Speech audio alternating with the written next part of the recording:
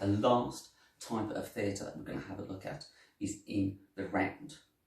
Now, despite the name, it does not have to be a round stage. It can be any shape you want. Doesn't matter, so long as the audience is all the way around it. All right? So as you can see, I've got my audience sat all the way around. There is my stage.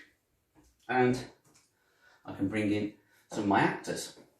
Now, at these points, these actors are going to really have to think about where they are and what they're doing, because no matter where they are on stage, they are always going to have their back to somebody. As a director, you're going to want to think about, if you stage things up here, you want to make sure that half the audience can see one of the actors and half the audience can see the other one. You don't want to have any scenes where half the audience is just getting somebody's back for the whole thing and just backs. It's not fair. We get a similar problem when it comes to set.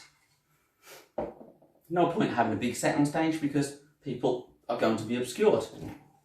You couldn't then have somebody acting over here because the poor mug's over this side and never going to see anything. They're never going to get that view of what that actor's doing. We can have smaller set. Even that tree's probably a little bit too big. We can have a smaller set there.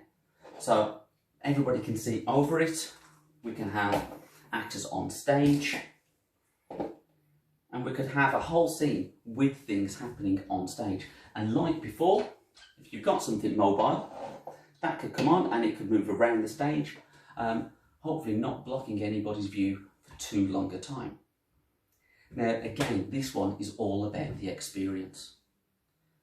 Everybody there is going to have a completely different experience to each other. They're going to have different views. They're going to see different things. They're going to be able to possibly interact with the performers in different ways. Eye contact across will be completely and utterly different for each of them. And so it's all about being immersive, being in that moment. But certainly, if you see something in the round, you've got to be prepared that you are not going to be able to see it all or experience it all wholly, because that's just not the way that style of thing